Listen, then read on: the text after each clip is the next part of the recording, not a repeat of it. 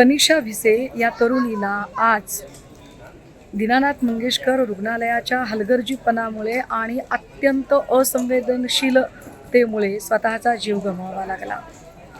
विशेष म्हणजे तनिषा भिसे या भाजपचे आमदार अमित गोरखे यांचे स्वीय सहाय्यक सुशांत भिसे यांच्या पत्नी आहेत आणि यासाठी म्हणजे तनिषा भिसे यांना रुग्णालयात दाखल करून घ्यावे म्हणून अमित गोरखे यांच्या कार्यालयातनं मंत्रालयातनं फोन आल्यानंतर सुद्धा मंगेशकर रुग्णालयाला जराही पाजर फुटला नाही किंवा थोडेही मानवीय दृष्टिकोनातून का होईना पण आपण एका प्रसूतीच्या वेदनेने विव्हळत असणाऱ्या तरुणीला दाखल करून घेतले पाहिजे असे वाटले नाही। इतका उद्दामपणा, इतकं निर्ढावलेपण तेव्हाच येऊ शकतं जेव्हा सत्ताधाऱ्यांचं राजछत्र भरभक्कम पाठीशी असतं।